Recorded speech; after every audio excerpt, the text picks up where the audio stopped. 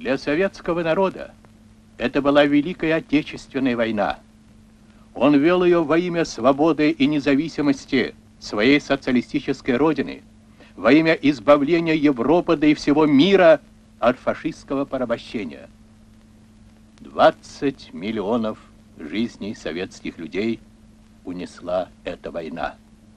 Наш народ не забудет ее никогда. Леонид Ильич Брежнев.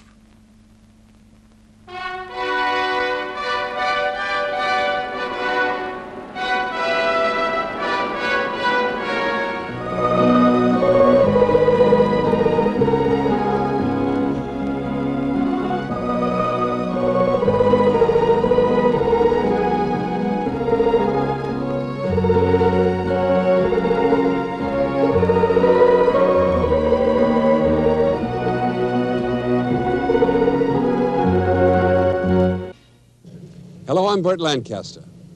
This old cruiser, the Aurora, is Russia's most historic warship. In 1917, during the Bolshevik Revolution, it was a shot from this ship that signaled the opening of the final assault on the Winter Palace in St. Petersburg, now Leningrad. In 1941, the Aurora had been retired, but even the guns of this distinguished old ship were fired against the Nazis in defense of Leningrad. The Russians fought Hitler at sea, in the Baltic, in the Gulf of Finland, in the Black Sea, the Arctic, and even on inland lakes and rivers. Soviet Marines attacked so savagely, they were nicknamed the Black Death by the Nazis. Russia's Baltic fleet rescued Soviet forces from Tallinn under a rain of Nazi bombs and a barrage of torpedo fire. The Soviet survivors returned to the great naval base of Kronstadt after an evacuation that rivaled Dunkirk. When their ships were sunk, Russian sailors fought on the land. They battled the Germans in Odessa, in Novorossiysk, in Murmansk, and they fought a 250-day defense of the fortress at Sevastopol. Each battle, a vivid chapter in the unknown war. Our story, the Battle of the Seas.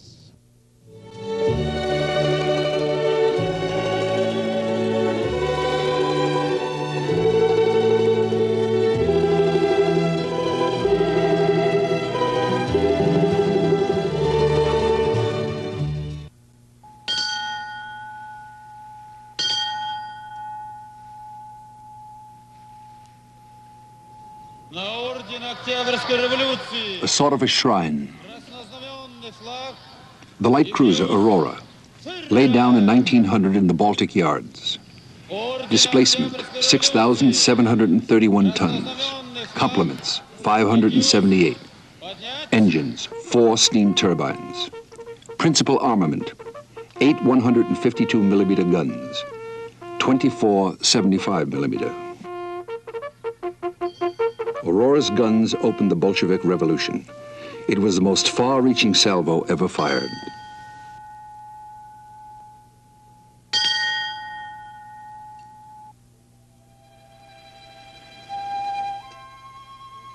The Baltic Sea. Here, Peter the Great launched Russia's first navy. Here, in 1917, Lenin began the revolution that founded the Soviet state. And here, in the early summer of 1941, the last moments of peace were spent. The Baltic was the ancient trade route between Russia and the West. Its ports, Riga, Tallinn, Leningrad herself, were prime targets for the Germans.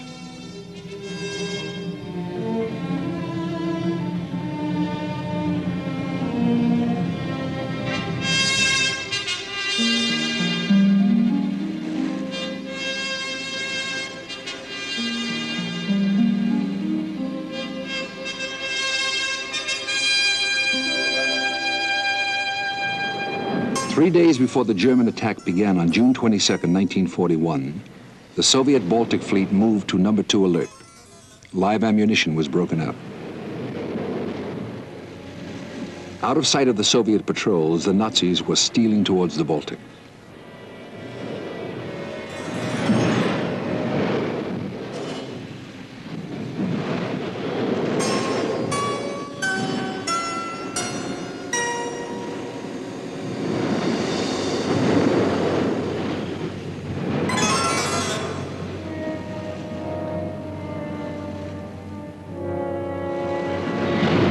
Days before there was any declaration of war, the German Navy began to lay mines in the Gulf of Finland, in the approaches to the Baltic Fleet's bases.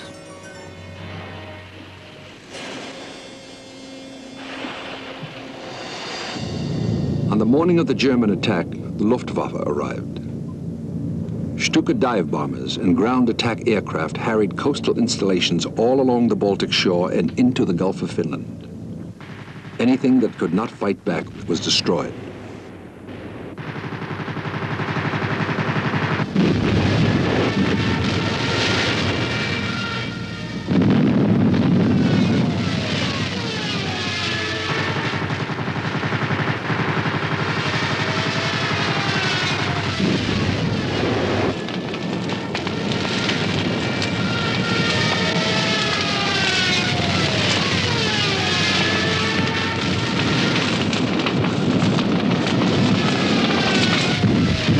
The Baltic Fleet was on alert, unlike some other Soviet forces.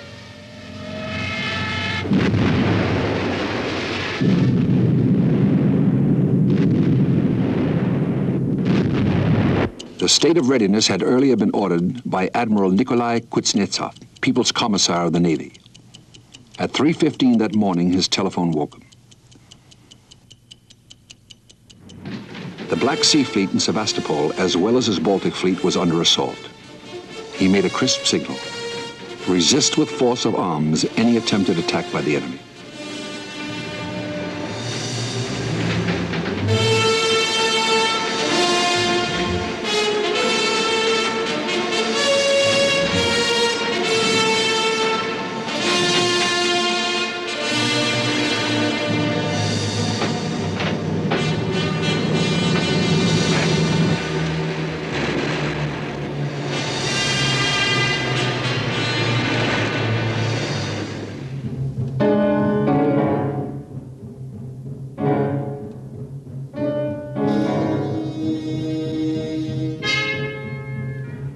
Plan Barbarossa intended to take the Soviet naval bases in the Baltic by land. The German Army Group North battered its way along the coast toward Tallinn and Leningrad. In its path, 70 miles inside the Soviet border, lay the resort town of Liepaja, famous for its lime trees.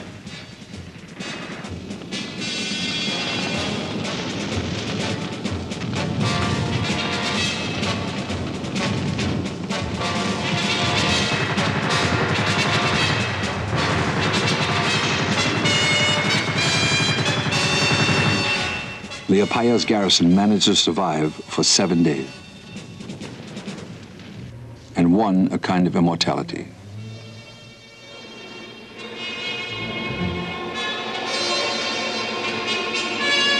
They lay where they fell, under the sky and the salt spray, for 3 years.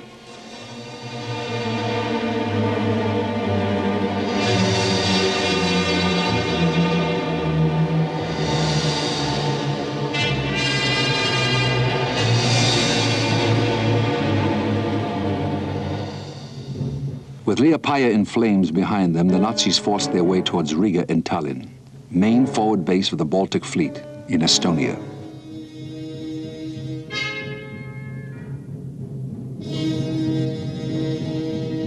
On July 19th, Army Group North was ordered to prevent the Soviet naval forces from withdrawing from Tallinn to Leningrad.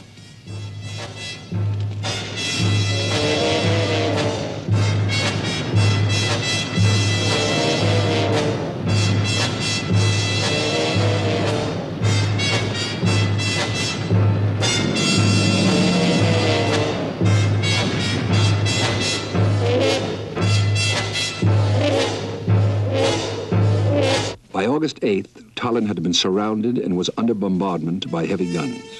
On a single day, the Germans dropped over 600 shells into the harbor.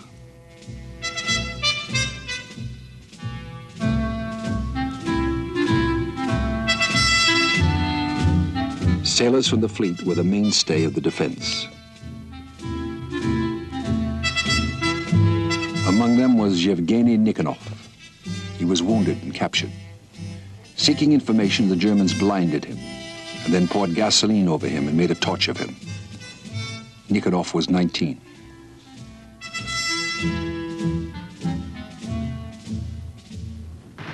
final attack opened on August 19th against a defense force of about 20,000, two-thirds of them sailors.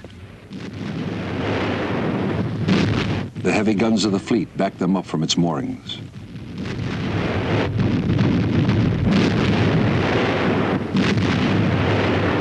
Tallinn held out for another 6 days. On the 7th, orders came from Moscow to evacuate the fleet to Leningrad.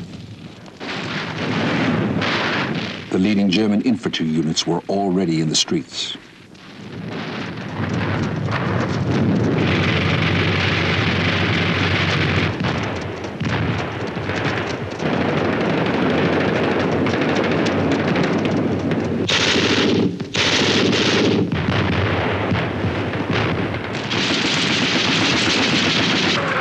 The Soviets began to burn supplies, installations, surplus ammunition.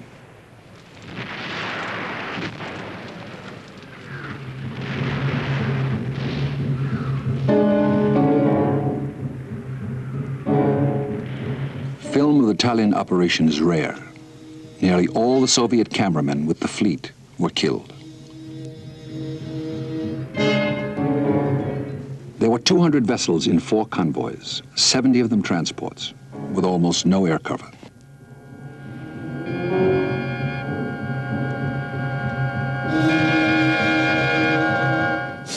Almost at once, the Nazi bombers found them, steaming north and east. They were 220 miles from home, 150 of them through a gauntlet of German shore batteries, and 75 miles of them sown with thousands of mines. To clear the minefields ahead would have needed 100 minesweepers. The Tallinn fleet had 10.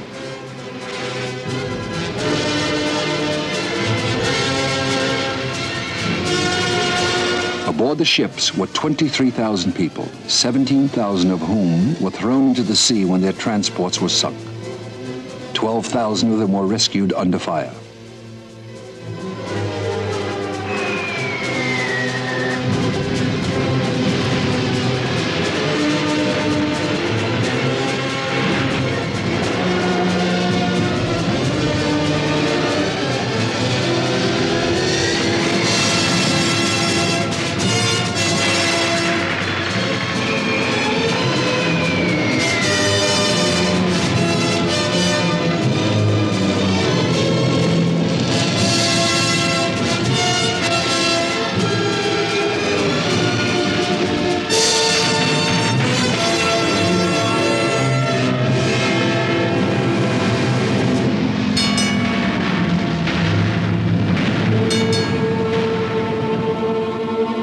One by one, the Soviet ships went down.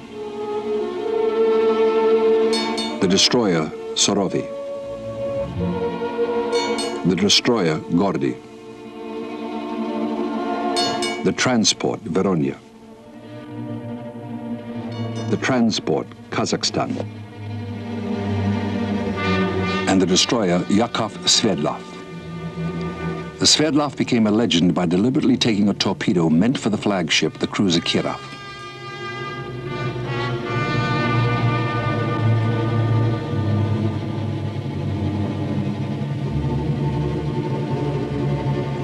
Sverdlov lost all but 3 of her complement, including her captain, Alexander Spiridonov.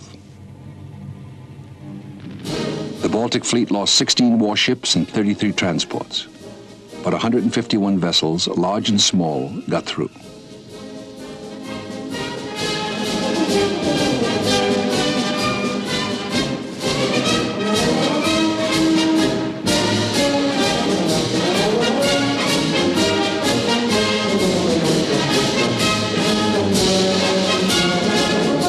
At Leningrad, coming into the great base of Kronstadt, they were welcomed by Admiral Kuznetsov and Andrei Zhdanov, leader of the Leningrad Communists.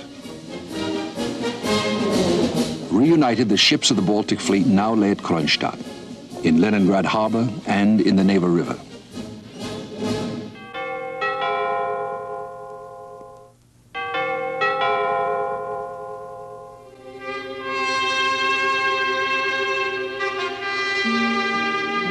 A force of 2 battleships, 2 cruisers, 13 destroyers, and over 400 smaller craft lay at Kronstadt. A total, counting shore batteries, of 400 heavy guns for the defense of Leningrad.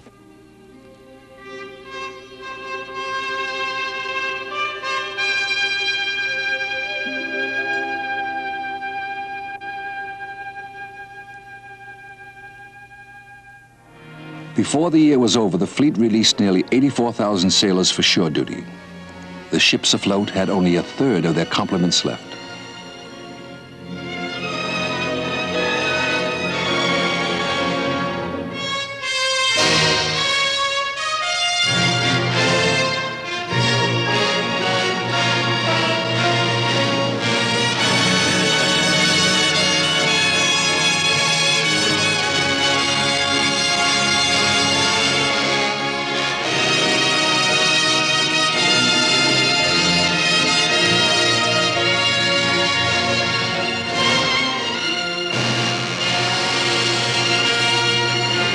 The shore parties did not have far to march. The front line began in the suburbs of the city.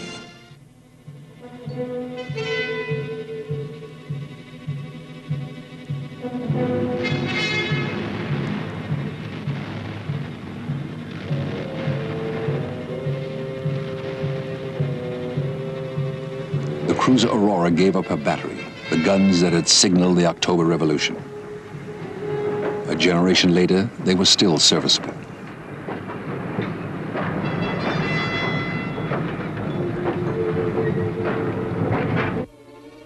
The most powerful naval force lay in the Kronstadt roads. The battleships October Revolution and Marat, and the cruiser Kirov, supplementing the guns ashore.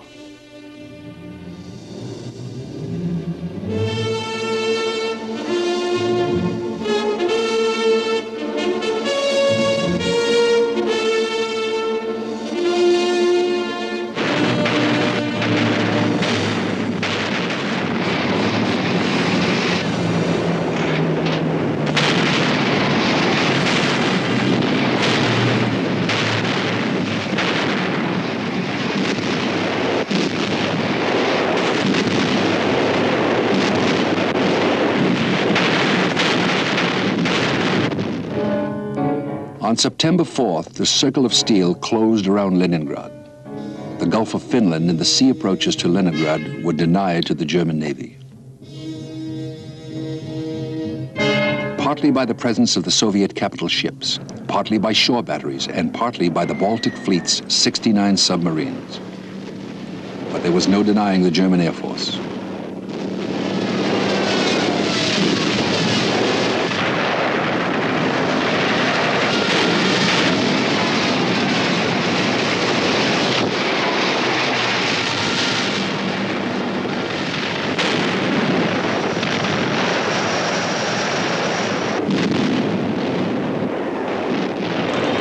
Sailors were not to be shifted.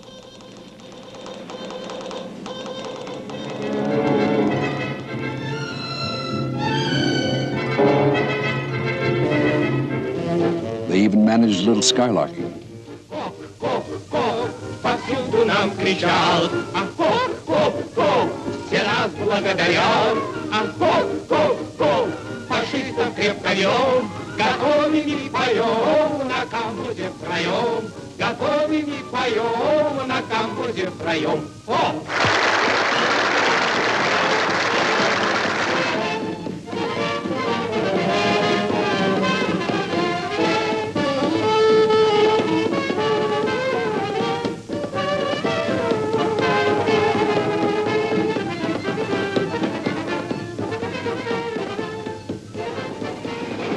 In the late fall, the Baltic turned savage. It was a foretaste. The winter, when it came, was the worst in living memory.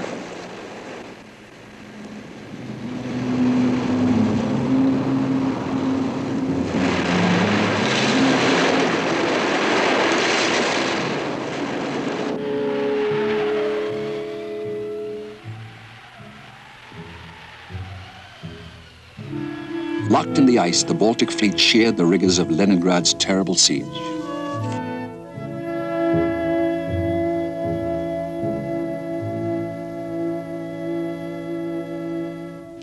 In the spring of 1942, Hitler invited the commanders of the German Navy to his villa in Bavaria. Grand Admiral Erich Raeder and Grand Admiral Karl Dönitz, architects of the U-boat war.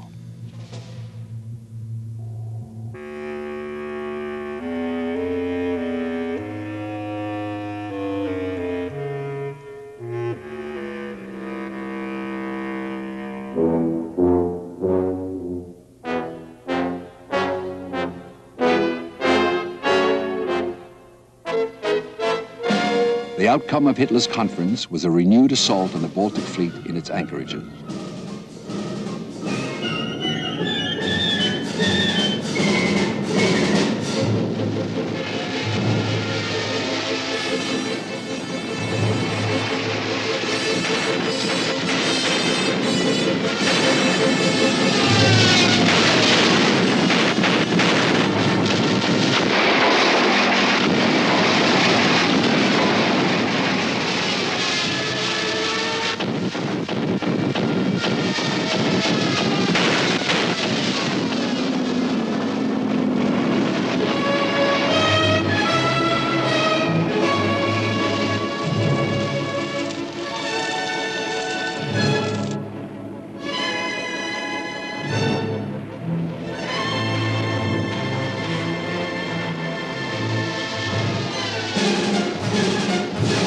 The result was the same. The Baltic Fleet survived, at some cost.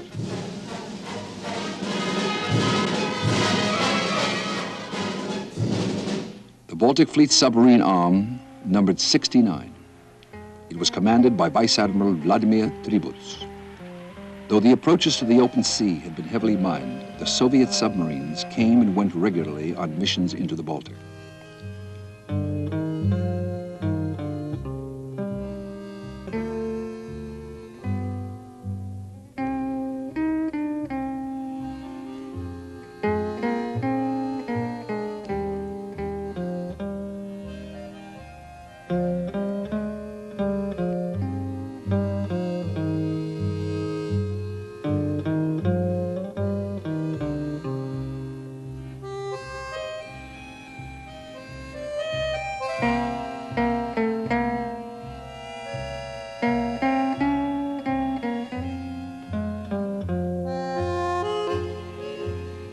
It was a lonely, invisible war beneath the icy waters.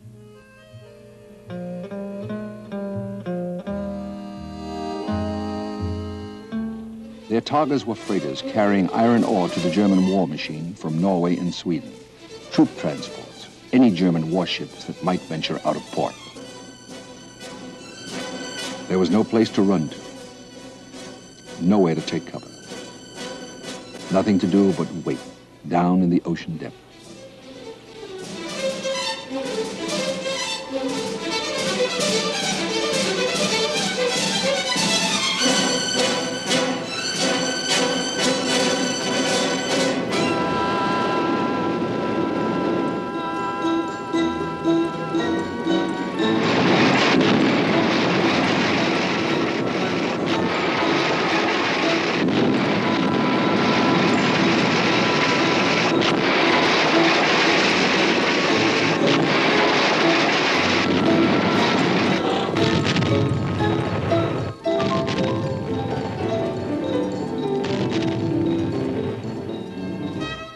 For those ashore, there was little certainty until the boats came into harbor.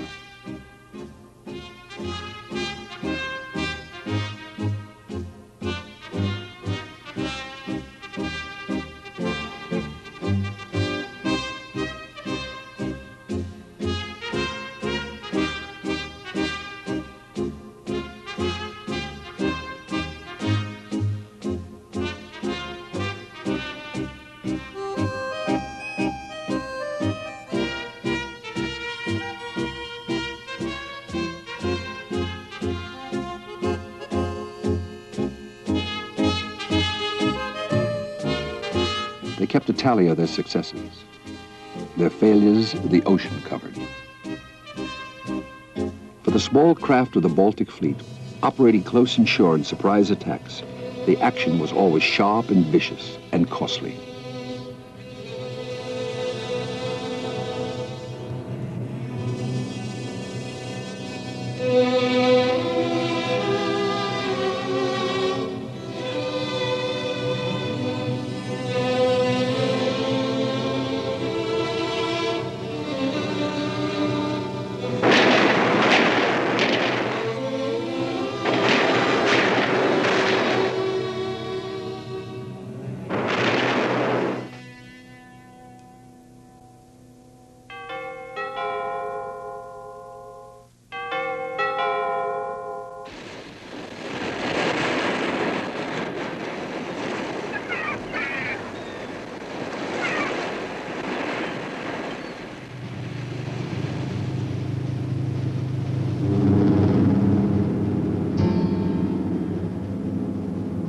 In the spring of 1943, the Nazis tightened their blockade of Leningrad and tried to bar all access to the Baltic by thickening up their minefields and laying down a submarine net across the neck of the Gulf of Finland. It was an expensive piece of engineering, and in the end, it did not contain the Baltic Fleet.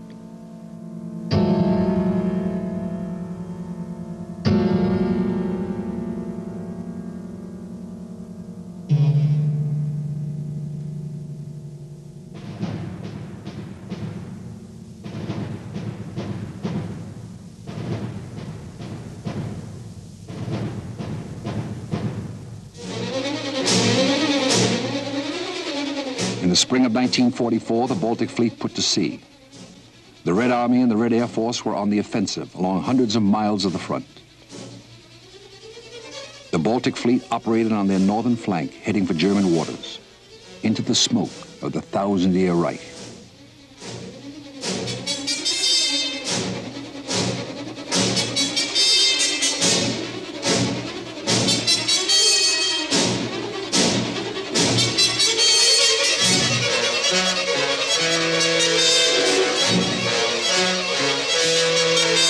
Among them were American torpedo boats, sent under Lend-Lease and manned by Soviet crews.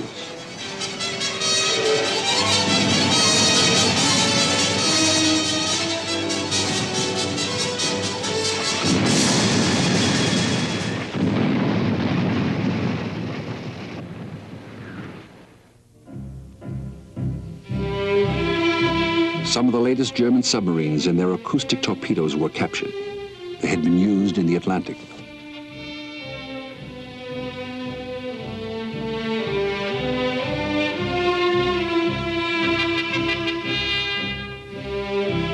Stalin gave the technical information to Churchill. Torpedo boats, the cavalry of the sea.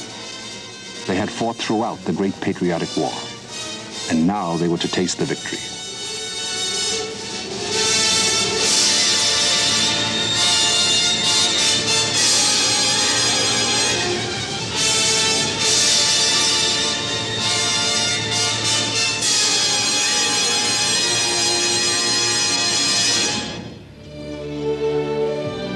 Far to the south, another Russian fleet rode the gentler waters of the Black Sea.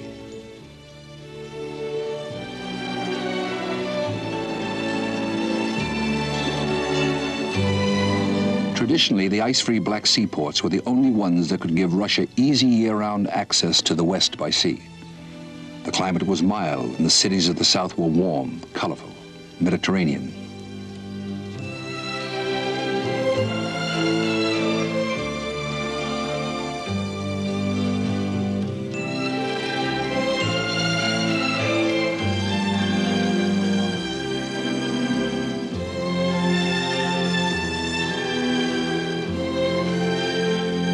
The whole world knew Odessa. From the movie, Battleship Potemkin, a testament to the revolution of 1905.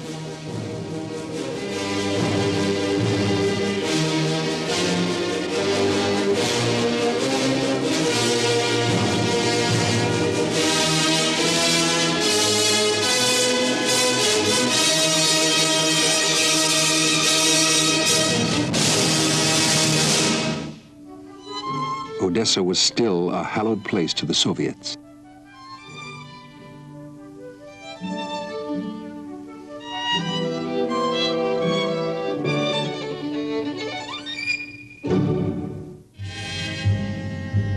The orders from Moscow were to prepare Odessa for siege. A force of 19 divisions, all but one of them from Romania, Germany's ally, was heading for the city. The Soviets were outnumbered 8-1.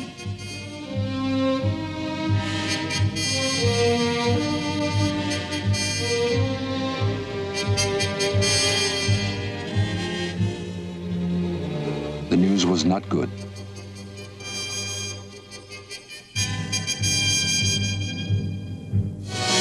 Like their masters, the Germans, the Romanians laid waste everything in their path.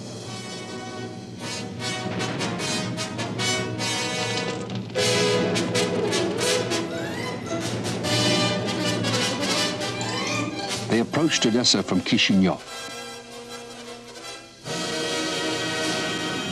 The Soviets formed a special maritime army with sailors fighting on land beside the infantry. By the end of August, the sailors of the Black Sea Fleet had lost 40% of their number. The Marines, twice that.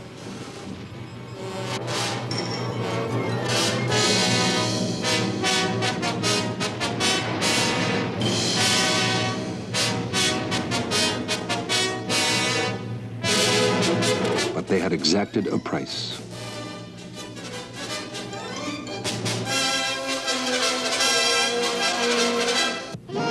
On August the 20th, the Nazis renewed their assault. They forced their way within 7 miles of the city.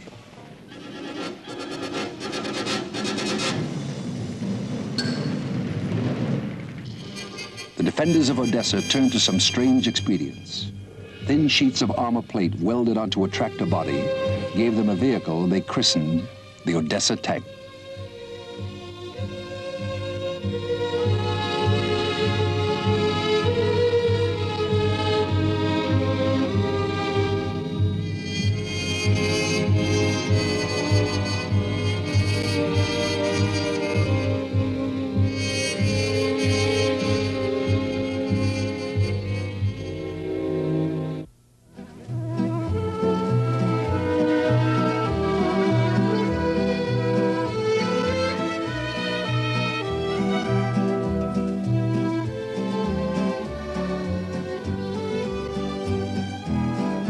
An old song of the Russian Navy was Varyat.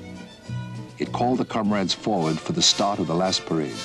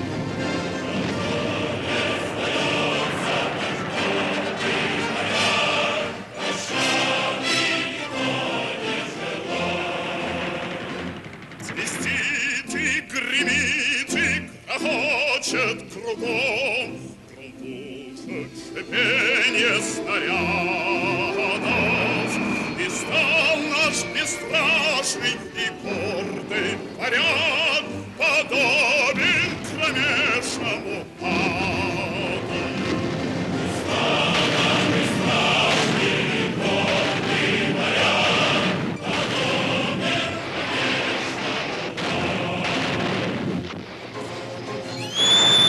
On September 22nd, the Marines began a series of savage counterattacks. But by now, the Nazis had bypassed Odessa and overrun the Crimea.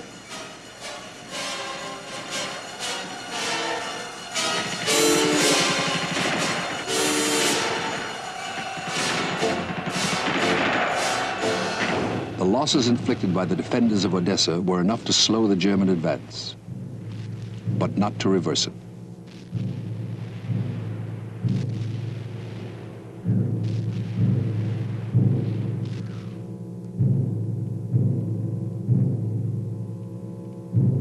The Germans' next target was Sevastopol.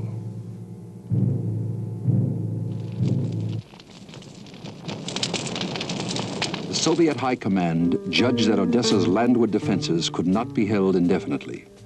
They ordered Odessa evacuated. It was a calm, well-organized operation.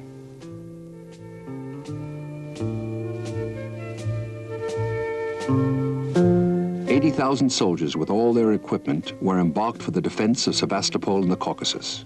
They were victors. They had killed 70,000 Romanians, wounded 100,000 more, and sapped the Romanian army's will to fight.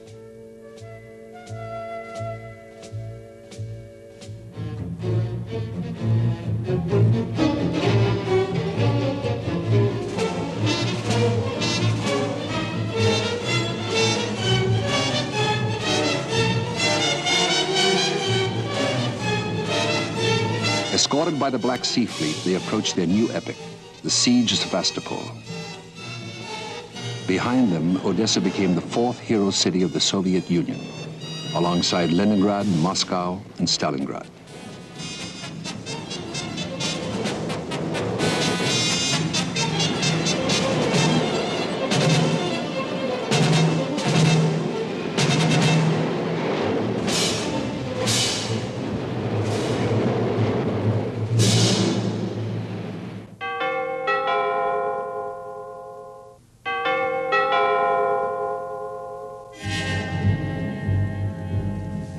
Sevastopol, the Soviets' principal naval base in the Black Sea and Russia's Gibraltar.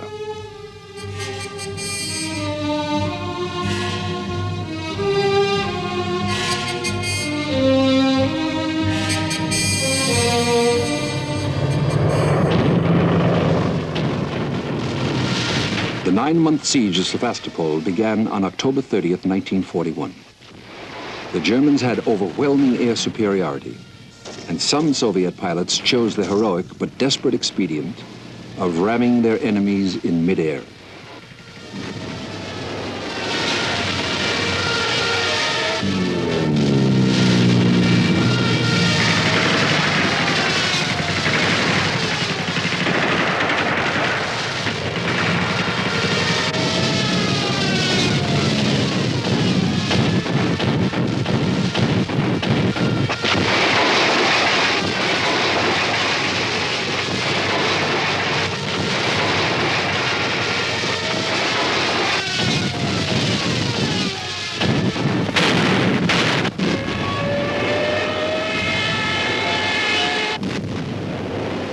On the ground, the Soviets were outnumbered 2-1. They had 50,000 troops inside the fortress, 21,000 of them Marines. 125,000 bombs were dropped on the city in the 9 months.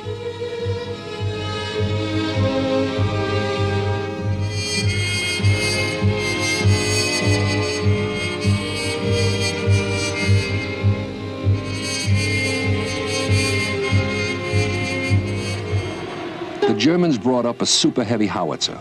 It had long since reduced the Belgian and French forts. Now it went to work on Sevastopol.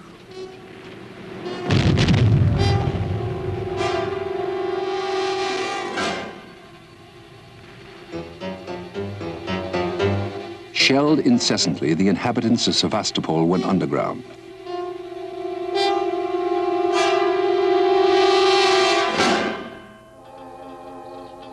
Inside the towering cliffs of the North Bay, there were huge caves and labyrinths of tunnels.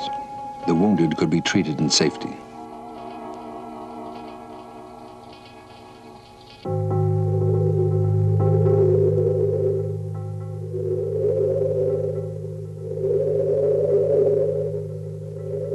Anastasia Chaush continued to work at a factory in one of the caves, though she had lost a hand from a bomb explosion. She was 16.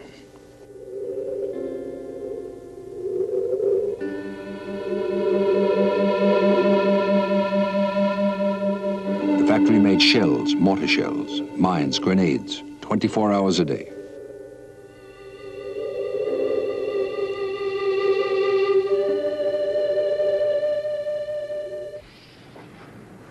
The caves also sheltered armored trains mounting naval guns.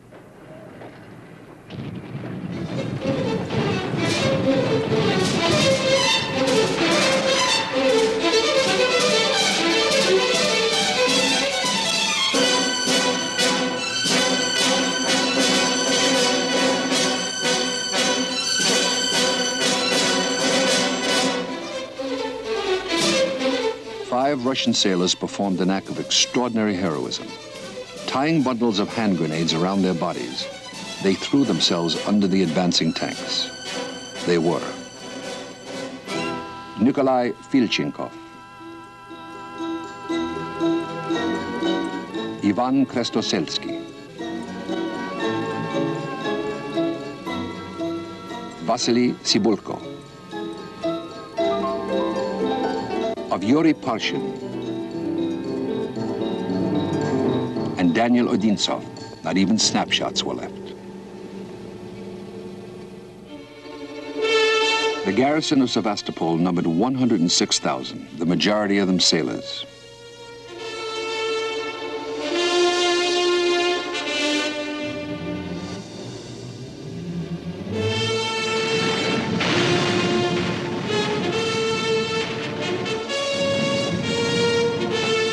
The message reads, "Death to Hitler."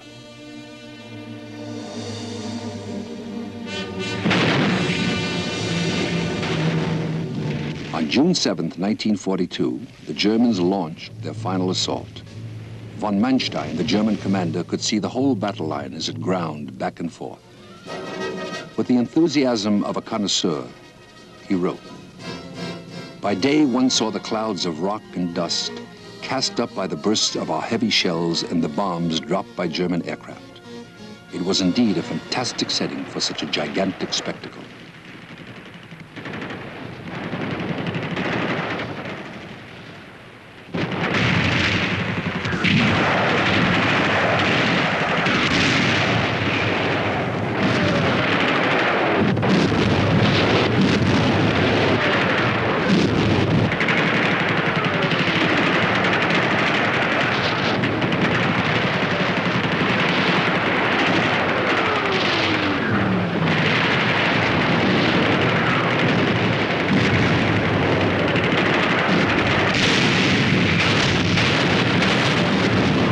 On June 29th, the armored train made its last journey when a bomb hit the tunnel.